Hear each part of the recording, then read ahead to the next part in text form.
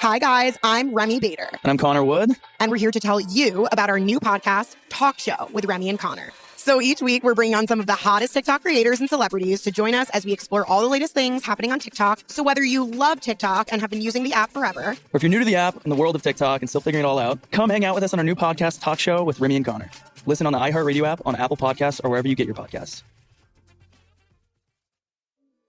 Forgotten is a production of iHeartMedia and Unusual Productions. Before we start, this podcast contains accounts which some listeners will find disturbing, but without them, the story can't be fully understood. Please take care while listening. Last time on Forgotten. And he told me, when they like a girl, they find her, no matter the cost. The men that I study, mostly they operate alone. So I started thinking, how could all of these men trust each other? Well, our speculation was that when you don't want a crime to be solved, it's because the resolution of it is going to be extremely either embarrassing to somebody in power, or it's going to come back to you. I had an eyewitness who alleged that he had been at these parties, and eventually the women would be killed because they knew too much. Alfredo Corchado was leaving the prison in Juárez in 2003, having finally been introduced by Dante Amaras to an eyewitness to the murders of women. This drug dealer had just told Alfredo that police were kidnapping women to be raped and killed by the cartel as a form of celebration. After the prison interview, Dante drove Alfredo back to the bridge to El Paso, but he had one final tip to share. And that's when Dante said, there's a name for this group, the Juárez cartel. There's a small sort of division. They're the gatekeepers. They're the ones who control the route and make sure that the drugs get into the United States. La Linea. At the time, La Linea was, from what you described, it's like an unspeakable term. Nobody knows about La Linea. Nobody says anything about La Linea. Why? Because La Linea is really, when we talk about the power, they are the heart and soul of the Juárez cartel. La Linea means the line, and Dante told Alfredo that the group of policemen involved in abducting the women were also the enforcement arm for the Juárez cartel. And the world of organized crime was one that the devil's lawyer knew all too well. He didn't get his nickname for nothing. He'd represented people from the Juárez underworld in legal cases, and he had this drug dealer stashed in the city jail under a false name. And Alfredo still didn't know if his source was playing him. So, to corroborate what he was hearing, he went to see Phil Jordan, the former head of the DEA in El Paso. We called Phil ourselves, and he didn't mince his words. First and foremost, the cartels control the police. A lot of the killings that occurred in the Juárez corridor were done by members of law enforcement, Mexican law enforcement. According to Phil, La Linea often killed to enforce silence. This is according to the intelligence that we have. The police would pick up informants and then they would execute them, sometimes burying them alive. Phil also corroborated the involvement of this group in the abduction and murder of women. He knew them as the gatekeepers, but with the help of some DEA documents, he and Alfredo pieced together that this was another name for the same organization. Once we got those documents of the gatekeepers from the U.S. DEA, we could finally go to the Mexican side. We met with José Luis Vasconcelos, the drug czar in Mexico City, for the AG's office. When I brought up La Linea, he did not want to talk about it. He just kind of pushed us away. He didn't really deny La Linea. I mean, he just kind of said, tengan mucho cuidado, muchachos, that kind of Very thing. careful. Be very careful. José Luis Vasconcelos was an assistant attorney general in Mexico whose mandate was to attack organized crime. And Alfredo was perplexed by the response to his questions about La Linea, so he kept going. I think in one way, it was good that I was so inexperienced and so naive. When that happens, you just keep going and you keep pushing and you push. I think some colleagues, my own mother would say that's stupidity. I would say I didn't know what I was getting into. In response to this pushing, Vasconcelos introduced Alfredo to the local anti-drug prosecutor in Juárez. We're having lunch, and again, it's the same idea. What can you tell about La Linea? And suddenly he just got really uncomfortable, really awkward. And he says, I have to leave. Something else just happened. And I had to follow him outside. And he just said, stay away from them. What made the Mexican drug czar and his man in Juárez so uncomfortable? What did it say about La Linea and its influence? How high up did the corruption go? And what did all of this have to do with the murders of women? I'm Oz Voloshin. And I'm Mónica Ortiz Uribe. This is Forgotten. The Women of Juárez. Voy a crear un canto para poder existir, para mover la tierra, los hombres y sobrevivir. Yo no nací sin causa, yo no nací sin fe. Mi corazón pega fuerte para gritar a los que no sienten, así perseguir a la felicidad.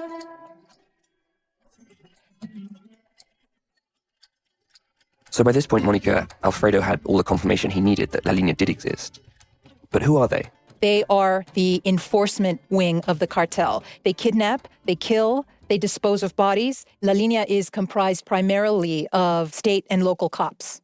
And these state and local cops are pulling a double duty. And how do these cops end up getting corrupted by the cartel? The simplest way to put this is with the phrase plata or plomo, which means silver or lead. Either you take a bribe or we put a bullet in your head. And this goes for anyone, not just a cop. It goes for a politician, a street vendor, even a journalist. But sometimes this ultimatum isn't even necessary. Some people are willingly corrupted in exchange for some of the spoils of drug trafficking. And you told me about a word that's used in Juárez to describe this kind of complicity, metido. So metido can mean involved or implicated. And in Mexico and in Juárez, it's often used to describe someone that's involved or implicated in the drug trade. Just like Alfredo walked into his story and the underworld naively, so do many of the people who become metidos. By the time they realize just what they've gotten themselves into, it's too late. And it's through the process of metido that La Linea is able to exert its power. And Alfredo's reporting revealed that some of the cops in Juárez were metido in the most horrific way. They were involved in the murders of the women. How shocking was Alfredo's story at the time? Well, other reporters before Alfredo had also reported on this theory that the police may be involved in the murders of women, including Diana. The difference with Alfredo is he's able to get confirmation from top federal sources, and he's able to get a name, La Linea, indicating that it's not just one or two or three corrupt cops. No, this is a formal organization, and that is scary. La Linea translates as the line, and you mentioned the name might have some connection to the border, but I was very struck by the fact that it's unspeakable. Well, La Linea exerted its power through terror. It mercilessly went after enemies and snitches. And so this pact of silence is far-reaching to the point where even Mexico's top drug czar and his man in Juárez are hesitant to talk about La Linea. And if you have the authorities in collusion with the drug traffickers, achieving justice is impossible. These men, they had so much power, they could pick a woman off the streets, do unthinkable things to her, dump her in a vacant lot, and not suffer any consequences for it. They would be protected by law enforcement. Alfredo had returned to Juárez to answer what he thought was a straightforward question: who is killing the women? But the answer to that question seemed to involve a level of conspiracy and corruption that he never believed was possible. And the deeper Alfredo dug, the more complicity in the murders he discovered. It's not here are the bad guys and here are the good guys. There were no good guys. Everybody was involved. You have very powerful groups who, in order to have power, they share the profits. And then suddenly it becomes so vicious that you never know who is the government and who are the criminals. They're one and the same.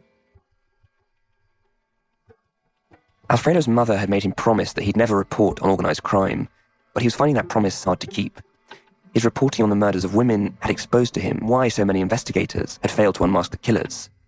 And he was gleaning a new understanding of how power worked in Mexico. But Alfredo maintained some degree of optimism. He believed that if he exposed what was happening, things might change. So he accepted an invitation to Juárez shortly after his story was published to discuss the findings with some Mexican colleagues.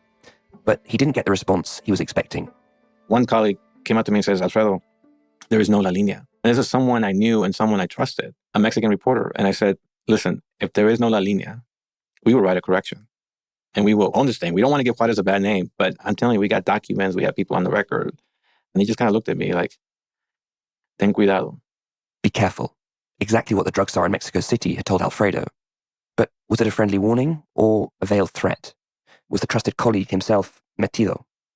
Well, Alfredo had all the DEA documentation about La Linea, but even so, he started to doubt himself.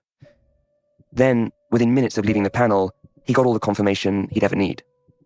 And I'm walking away, and there's a number that comes in, and it's not a number, it's just unknown. It says unknown on the phone, and the person says, aquí voy detrás de ti, por la 16. I'm right behind you on 16th of September Avenue. I was being watched. And I hung up the phone, and I'm looking at everything with this paranoia. It goes from 1 minute you're doubting your reporting to the next moment you're like, holy shit, they do exist. And they're here. And they may be right next to me, or the car may be right here, or the guy walking behind me may be the person. I am scared shitless. What do I do now? So I just made a beeline. I ran. Alfredo is only a mile from the bridge to the US, and he needs to get to the border to safety. But as he runs through the streets, he's suspicious of every person who looks his way, and he's starting to attract notice. He knows he might not make it all the way, so with his life on the line, and in desperation, Alfredo makes a beeline towards someone he doesn't even know if he can trust. On the new podcast, The Turning, The Sisters Who Left, we look behind the walls of Mother Teresa's religious order, finding a culture of charity and prayer, suffering and forbidden love, abuse and betrayal. You could not have a friend. This was specifically prohibited. If you got too close to somebody, it was really, you were playing with fire. Can you truly give yourself to God, or will your humanity get to you first? Listen to The Turning, The Sisters Who Left on the iHeartRadio app, Apple Podcasts, or wherever you get your podcasts.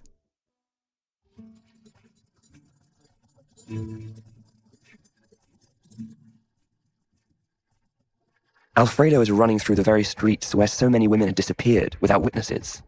He's realizing that in hunting the story, he himself has become the prey, because La Linea, the organization responsible for the abduction and murder of so many young women, won't tolerate any more revelations about its inner workings. But silencing journalists and murdering women is not the reason that La Linea exists, although both do play a role in protecting their real business, drug trafficking. So Alfredo receives this call, Monica, on his cell phone, and it's not exactly like the Dallas Morning News would have given his number out. So it's kind of crazy because not only does this person on the other end of the line know where he is, they've managed to get his cell phone number. How's that possible? Geez, wouldn't we all like to know that? Wouldn't Alfredo like to know that? But the fact that they've got it is very concerning. That means that someone he thinks he can trust is betraying him. I mean, it just proves how far their tentacles reach, that even an American journalist for a major U.S. newspaper can be threatened by them. You can imagine this phone call that Alfredo receives was exactly what his mother was fearing when she made him promise not to cover these kinds of stories. Do you know anything about the conversation between them? I imagine that it was no different from the interaction I had with my own mother. Leave them alone. Because if you don't, they're going to come after you. And I don't want to be one of those grieving mothers I see sobbing into the news cameras on a regular basis. How do we get here where mothers from Paula Flores to Alfredo's mother to your mother are so scared about their children in Juárez? The drug cartels in Mexico are like a cancer. And it's a cancer that's been metastasizing ever since the 1980s. And why is it so severe in Juárez? Well, honestly, it comes down to simple geography. I mean, there's a reason why the Spaniards called my hometown the Pass. 400 years ago, the El Paso Juárez region was the midsection of one of the most important trade routes in the Americas, the Camino Real. It went from Mexico City all the way to Santa Fe, New Mexico. Now, fast forward a few centuries, people and goods are still moving in droves across this region, only now there's an international border restricting that movement. And those restrictions created a golden opportunity for the black market. And with help from La Linea, the Juárez cartel was one of the groups that exploited this black market opportunity. So Miami had this reputation of being the place to smuggle drugs into the US, which is why movies like Scarface were set there. But basically, the government got wise to that, and traffickers started looking for alternate routes. Yes, this is when Colombian drug traffickers discover the U.S.-Mexico border, which turns out to be a far superior route. And the feds, they didn't catch up until 1989. In that year, they busted a warehouse in North Los Angeles and found 21 tons of cocaine, reportedly worth $6.5 billion. Wow. Still the largest seizure of cocaine in American history. And guess where those 21 tons came from? El Paso, Juárez. This was now the new hotspot. By the late 90s, the estimate was that 70% of all drug shipments to the U.S. were coming through the U.S.-Mexico border. But the reason that these drug cartels are so powerful is because of demand on the American side. And that demand is worth billions of dollars every single year. And that's the money that goes to corrupting the state and local police who are kidnapping and raping and dumping these women in the desert. El Paso and Juárez have been smuggling cities for 100 years, but Juárez has only been what Diana Washington Valdez calls a killing field for women since the 1990s. So what changed? How did La Linea come into existence and become so brutal? To help answer these questions, We spoke with Howard Campbell. I have a statement about the He's an anthropologist at the University of Texas, El Paso. Would you like a little closer to you? A little bit closer. And in 2009, the Senate Committee on Foreign Relations asked him to testify about how the U.S. might respond to escalating violence in Mexico. I don't think that in the long term we're ever going to stop drug cartels exactly. For 35 years we've been doing this, but we don't see much change in the supply or demand. The most effective ways the U.S. can help Mexico with the drug problem are by, first of all, cutting our demand for illegal drugs. Second, slowing the flow of guns from the U.S. to Mexico. Third, fighting drug organizations. Howard believes that the nature of the murders of women in Juárez, the patterns in the selection, and the sexual violence that goes hand in hand with the killings has meant that many outside investigators have focused on the wrong leads. I think to some extent the understanding of this femicide issue was seen through the filter of the American phenomenon of serial killers, Ted Bundy and John Wayne Gacy. If you think the problem is serial killers, then the problem is catching the serial killers. But if your other interpretation is that the problem is the lack of a functioning police system and judicial system in Mexico, corrupt politicians, drug cartels and gangs, if you think that's the source of the violence, then that's what you need to attack first.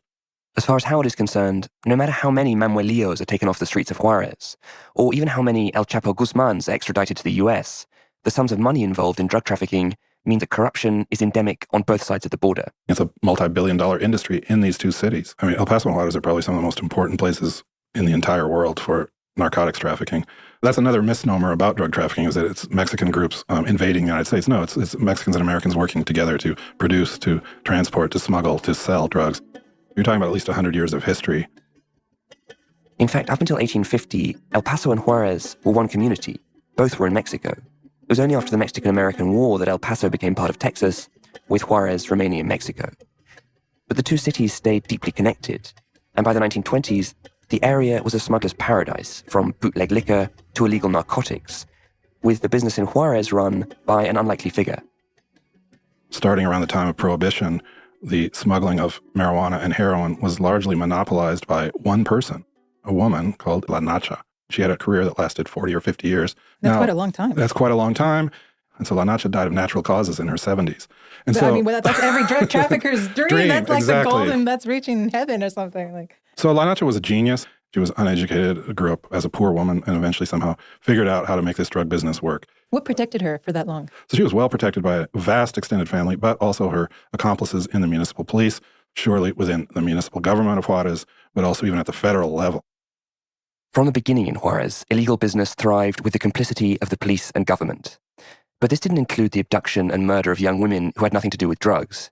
In fact, for a while, drug smuggling in Juárez operated like the old-school Italian mafia, violent to its enemies, but woven into the fabric of the community. Things began to shift when America's consumption habits shifted. People started to use cocaine. It was sort of the passing of the hippie era into the disco era, and the Mexican drug trafficking organizations adapted to that. In the 1980s, there was an enterprising Juárez local who was more than happy to help meet this new demand, even if that meant taking on a second job. Rafael Aguilar Guajardo was head of the federal police in the Chihuahua area. So he formed the first Juárez cartel, and they began to smuggle cocaine. That's when things changed. There wasn't that much violence in Juárez in the 1980s, and so you had this very impressive drug trafficking organization that was making hundreds of millions of dollars, but not that many people were getting killed. Juárez remained a city that La Nacha would have recognized. But the sums of money pouring in because of cocaine began to attract notice from outsiders, not least from a man from the western Mexican state of Sinaloa. He too was a federal policeman, called Amado Carrillo Fuentes.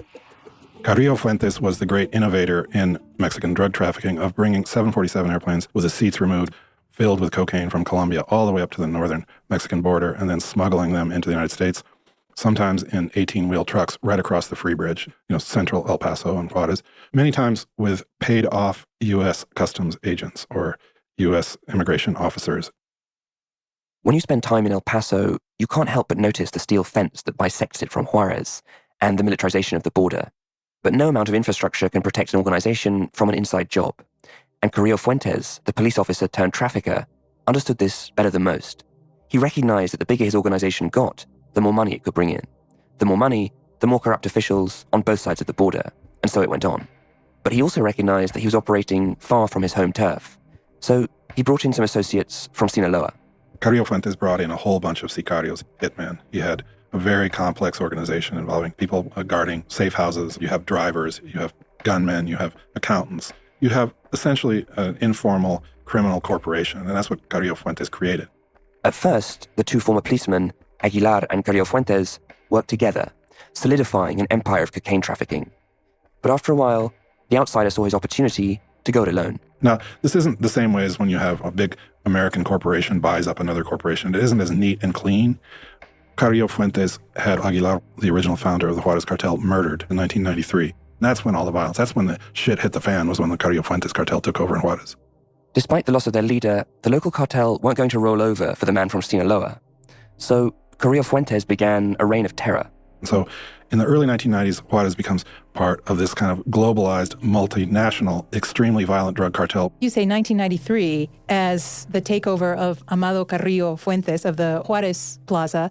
1993 is also when these brutal, horrific women's murders began to happen in the city. So Yes. you're saying it's not a coincidence? No, I would say that it's not a coincidence. I'm not saying it's a conspiracy. I'm not saying the cartel came and they said, okay, we're going to start committing femicides. What I'm saying is, I think it's an excellent hypothesis to think that many women that were raped, kidnapped, murdered in Juárez were killed and mistreated by sicarios, hitmen for the drug cartels. Outsiders who don't feel connected to the local population, whose job is to brutalize and kill, would see women walking on the streets as pieces of meat, just like the people they would kidnap and murder who were enemies of their drug organization. Alfredo's reporting had already revealed the hand of organized crime in the murders of women. But Howard was helping us piece together how a hostile takeover of the Juárez cartel had turned the women who lived in the city into targets. As FBI special agent in charge of El Paso, Hardrick Crawford, had called them, antelopes at the waterhole. So La Linea was an organization that exerted total control, and whose policy of plato o plomo left their victims with nowhere to turn. And Alfredo was experiencing this firsthand as he ran through the streets of downtown Juárez, hoping to make it back to the bridge. The one person he could think to turn to for help was Dante Almaraz. But as he got closer to the lawyer's office, he realized that he was running towards the very people he was trying so hard to escape. I'm just pushing forward. I realize where Dante's office is, and I'm just pushing and looking all around me. And I noticed that right next to Dante's, I just forgotten, there was a police station. And I'm thinking, oh my God, the cops are with La Linea. What am I doing? I ran, I come in, and I just went straight to his office. Paula Flores and so many other mothers had learned that there was no point in going to the police. And as far as Alfredo was concerned, doing so would further endanger his life. So he put his fate into the hands of the very lawyer he'd been told by so many people was not to be trusted as a source, let alone a savior. So I explained to Dante, this is what's going on. I think it was the first time I saw Dante and he looked worried. And then he finally says, ya te chingaste. You're fucked. I said, why? He says, they're onto you. La Linea's onto you. And he says, the only good thing is that you're American. And I said, yeah, but my cousin is a cop, a Juárez cop, and I have family in Juárez. And he says, well, then you're really fucked. Something may happen to them because of you. Alfredo doesn't have time to dwell on the consequences of his reporting. As far as he's concerned, his own life depends on getting back to the US as fast as possible. So I tell Dante, I say, look, how do I get across? And he basically says, why don't I drive you back? Because I don't think you should walk. I'll just drive you, get an SUV, and basically just put me in the back. Crash in the back, and I'm looking through the windows, and I'm looking at all these places that I grew up. Mariscal, again, the marches. At one point, I wanted to be a songwriter and a singer, and we had a little studio right in that area. All these things are going through my mind, and I'm also thinking, what if Dante's in on this? What if he's not taking me to the bridge? What if he's taking me somewhere? What if he's taking me to the cops? And then I see him on the phone, and he just sounds so nonchalant. It's just another normal day. I'm trying to sort of get Dante to tell me everything's going to be okay, but the whole time he's on the damn phone. Alfredo was panicking. He wasn't sure whether he could trust the devil's lawyer, whether Dante might still be metido or on La Linea's payroll. In fact, Alfredo wasn't even sure if he'd make it out of Juárez alive. Pee Wee Gaskins Was Not My Friend is a new true crime podcast from iHeartRadio and Doghouse Pictures. He just killed whatever he wanted to when he wanted to. Pee Wee manipulated one unwitting accessory into aiding him with his final murder. But it didn't take much to find out the truth about him. Listen and follow Pee Wee Gaskins Was Not My Friend on the iHeartRadio app, Apple Podcasts, or wherever you listen to podcasts.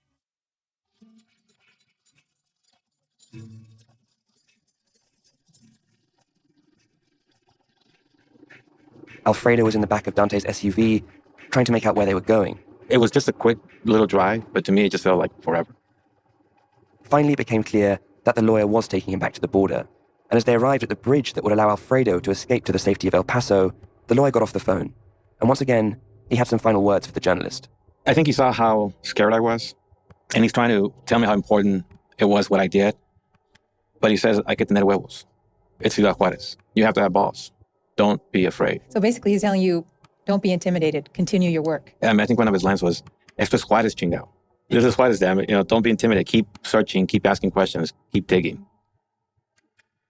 In the moment that Dante dropped him off at the bridge, Alfredo realized once and for all that he could trust him. In fact, it was the lawyer who helped him get to El Paso, beyond the reach of La Linea, and perhaps saved his life in the process. So, Monica, that moment where Alfredo gets back to the bridge and he's able to cross into El Paso, you told me you understood exactly how he's feeling. Yeah, certainly when I was reporting on the drug war in Juárez, once I crossed over the bridge and drove underneath the sign that said, "Bienvenidos a los Estados Unidos, welcome to the United States," I would feel this rush of relief come over me. And I would recognize just how stressed I had been on the other side. But I knew where to draw the line. As long as I reported on the victims of the violence that the cartel exacts on the city of Juárez, I was unlikely to be bothered. They don't care about the victims. It did involve going into a dangerous city where being in the wrong place at the wrong time could get you killed. But the kind of reporting I tried to do was reporting that wouldn't result in me being specifically targeted. Nonetheless, you told me about those cowboy boots and about thinking about what it might be like to be stuffed in the back of someone's car. And it's kind of astonishing to me how much risk Alfredo took and you took to cover this story, but also that both of you get to come home. And that's something I found very striking about that exchange between Dante and Alfredo. When Dante says to him, "Keep digging," it's almost as though he's passing the torch because Alfredo can go back to safety and Dante has to turn around back to the city where his friend Mario Escobedo was assassinated not that long ago.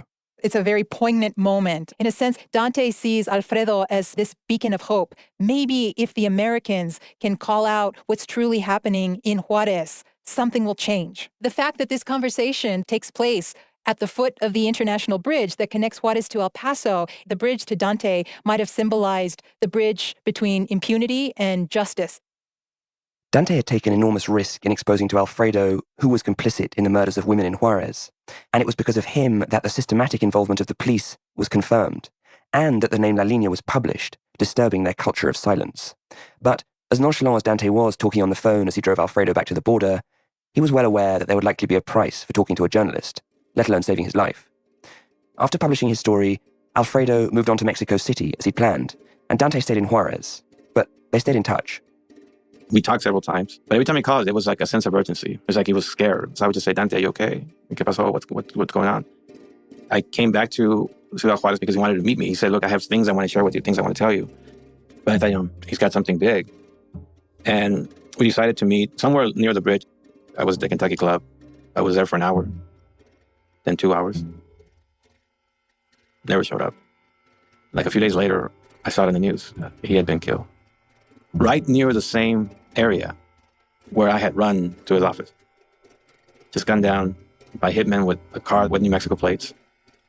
Conveniently, the cameras were not working that day. Dante was gone. Was his murder ever solved? Murder was never solved. Do you have any ideas why he was killed?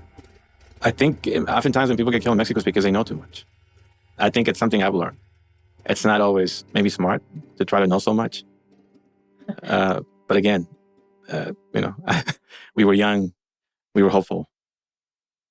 You certainly played a role in my trying to steer away from covering the drug cartels, because I'll never forget a voicemail you left on my phone. This is about 10 years ago now. Acuérdate de algo, Mónica Ortiz Uribe. Nos gusta el caldo, frío o caliente. It's me, don't forget, don't tell your mom. Joking. Which means something like, "Monica, we like our soup cold or hot." And I was like, "That's some dark humor, Alfredo. Where did you get that from?" From the cartels. This is like the cartel saying they like the soup cold or hot. It may be 5 years, it may be 10 years. They might forgive you, but they're never going to forget. And they might catch up with you someday. Right. Híjole. So I got the gist of Alfredo's joke about the soup, Monica. But what exactly does it mean? In other words, you are their soup, and sooner or later, they're going to eat you, hot or cold. Sooner or later, they'll take their revenge, perhaps when you least expect it. So Alfredo came to learn this, but Dante knew it all along. But nonetheless, he kept going. Remember, Dante told Alfredo, "This is Juárez, damn it. You've got to have guts." And Dante did. In the end, he died living up to his own saying. He suffered the same fate as his friend Mario Escobedo, gunned down in the typical drive-by execution favored by La Linea. Dante may have started out as the devil's lawyer, but in the end, you could say he and Mario gave their lives in the name of justice. La Linea, the line. Dante had knowingly crossed it, and he paid the ultimate price. He did live long enough to see one of the bus drivers exonerated, and the truth of what was happening to the women in Juárez exposed in the American press. But the other bus driver died in prison in mysterious circumstances after a botched operation. Mario Escobedo's father, who'd led the protest in front of the Juárez Attorney General's office, carrying his son's casket, was assassinated in 2009 at his office, along with his other son, Edgar. There were 8 women's bodies discovered in the cotton fields in 2001, and in some sense, that was just the beginning of the crime. Within the space of a few years, at least 4 people seeking to reveal the truth of those women's murders had themselves been assassinated, and several others caught up in the story also died prematurely. Even Vasconcelos, the drug czar in Mexico City who Alfredo met, died in a plane crash in 2008, and some suspected foul play. Demanding justice in Juárez is a deadly business. Which makes that other line, the one that separates it from El Paso, all the more significant. Alfredo could cross the bridge back to safety, and he lived. Dante could drive Alfredo up to the bridge, but he'd die in Juárez. But, as Howard Campbell told us, the cartel's reach doesn't stop at the border. El Paso was a dormitory for drug traffickers, high-level drug traffickers, hitmen from the cartels, hundreds of drug smugglers, probably hundreds of stash houses where drugs are stored, trucking businesses that are dedicated to drug trafficking. And so the economy of El Paso was completely saturated with drugs and illegal money. And we consider this here normal and not particularly a problem as long as you don't get hurt or you don't get in trouble. People just kind of turn a blind eye, even to this day. There's dramatic inequality and unfairness in the relationship between the two cities. Even though it has made a living off of drug smuggling, El Paso is incredibly safe, whereas Ciudad Juárez, where half the population of El Paso has relatives and friends and the like, is one of the most violent cities in the world and dangerous cities in the world. And I don't think most people in El Paso really care about changing that. There's a kind of way in which people accept this inequality and this exploitation of Mexico as a source for illegal drugs that we enjoy consuming. And we farm out the risk to the Mexicans who are the ones that die by the thousands in the drug violence. And so it isn't right. It's hypocritical. It's unjust. It's unfair. But whether you like it or not, it's just everyday life here on the border. Howard got an insight into the depths of this hypocrisy from one of his students at the University of Texas, El Paso. I believe he was an immigration officer. And in the class, we would debate issues related to Mexico, and he would always stand up for the U.S. government. And the other students, many of whom were Mexican-Americans, hated the U.S. Immigration Service, and so they didn't like him. And he would come to class in uniform, but I found it interesting that he would wear a gold necklace around his neck with a gold anchor. Very expensive piece of jewelry. And then one time I saw him at a very fancy mall in West El Paso, and he came out with huge bags of expensive clothing that he had just purchased. Well, soon after he was my student, he was arrested for being a corrupt immigration officer and allowing large amounts of cocaine of the Juárez cartel to cross into El Paso from Juárez on the bridge. According to court documents, Howard's student, the immigration officer, was charging the cartel $10,000 for each cocaine-laden car that he waved through. This was La Linea in action. Except in El Paso, they weren't murdering young women or people who dared to ask questions. But their money was just as capable of corrupting US officials, and I was beginning to understand the deep irony of the fence that divides the two cities. I would say that it's a very contradictory place because even though you have thousands of people who are involved in drug trafficking, drug smuggling, drug dealing, and you also have thousands of federal law agents, DEA, Customs, you name the agency. You have one of the largest military bases in the world, Fort Bliss. So there's soldiers everywhere. There's municipal, city cops, state cops, any number of law enforcement agencies, the FBI in El Paso. So it's simultaneously, it's this kind of zoo of criminals and the law living together and even marrying each other. Alfredo was talking about Juárez when he said, everybody's involved, metido. But the thing about metido is that it's never really clear just how compromised a person is. And that brings us back to an American law enforcement official whose name is likely familiar by now. Hardrick Crawford, who was head of the FBI, started to go over there a lot and got associated with high-ranking businessmen in Juárez. Hardrick was the most outspoken American official on the killings of women in Juárez. He even gave a quote to a Mexican newspaper where he called the murders crimes against humanity. I had a moral mission that I felt that I was empowered on a different level than the U.S. Constitution. That mission would give Hardrick a first-hand understanding of the word metido, and it would unleash a series of events that called his own life into question. So I was in the house by myself, and my brother said, Rick, did you ever think about eating your gun? I said, I did. I did seriously consider killing myself.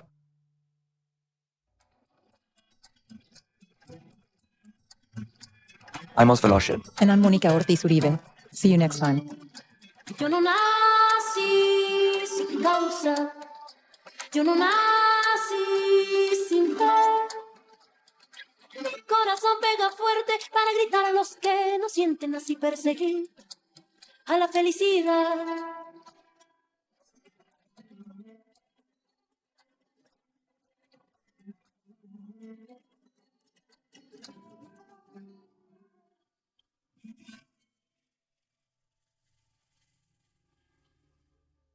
Forgotten, The Women of Juárez is co-hosted by me, Mónica Ortiz Uribe. And me, Oswald Oshin.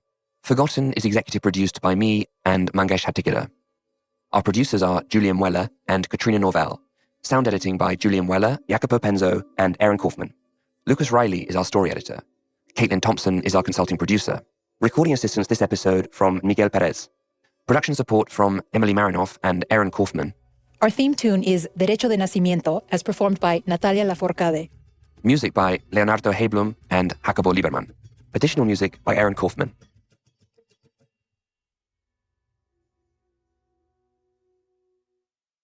Didn't catch the latest Roland Martin Unfiltered podcast? Here's what you missed. The Republicans are going to call you socialist regardless. Look at what's happening right now with Warnock in Atlanta. Oh my God, scary Warnock. It's real, it's raw, it's Roland Martin Unfiltered. They always are going to brand Democrats as radical, left, socialist. Download the Roland Martin Unfiltered podcast on the iHeartRadio app and listen to Roland Martin's daily commentary on the Black Information Network.